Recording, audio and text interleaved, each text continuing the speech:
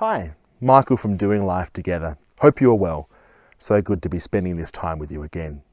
Last week, we looked at this idea of how do you and I see other human beings, other people, those we meet for the first time and those we see on a regular basis. And we proposed two major lenses or ways in which we see other people. The first, our default setting, if you will, what we call the lens of a broken window. That is, we look at people and we see brokenness and see things that need to be fixed and solved and put back together. Or the lens of compassion. That is, seeing people with worth and value and potential from the outset. This week, I thought we'd talk a little bit more about why do you and I go back to that default setting so often, in fact, every day. And the answer has to do with how you and I form our identity, our place to belong, to connect in this world. You see, the minute you and I meet another human being, whether we know them or not, we hear their accomplishments, their stories, what's going on for them, whether there might be some challenges going on in their life or things not going quite right or whatever it might be, we start to compare ourselves. We start to what I call benchmark. So we start to go, here's the person.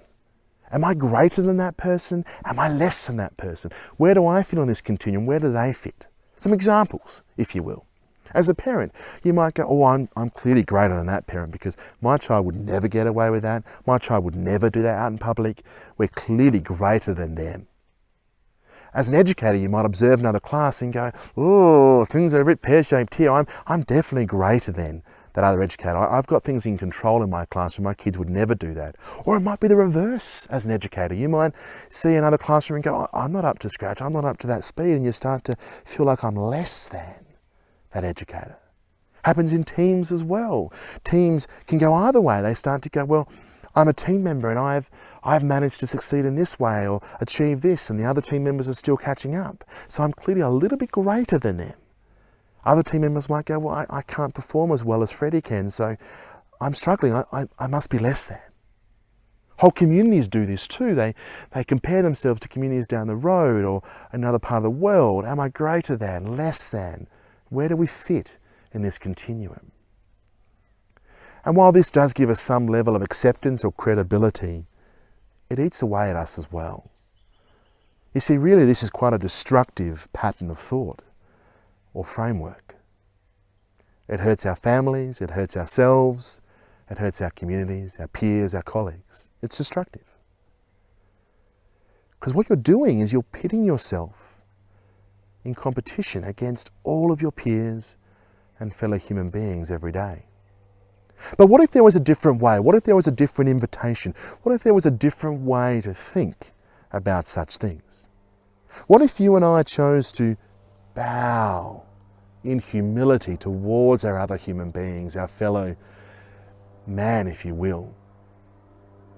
How would that change the way we serve, the way we connect, the way we belong, the way we find ourselves, our identity in the collective rather than the individual? This could change your daily practice. This could change the way you go about life. So this week, grab a book, grab a piece of paper, grab whatever you've got to journal and ponder some thoughts. What would it look like if you were to bow in humility, to find your identity in the collective, to start thinking about how do I serve one another rather than about how do I compare? What would it look like if you gave this up and you jumped into this other invitation? We hope that's been helpful. We hope you have a great week, and we look forward to sharing more thoughts with you next time we meet.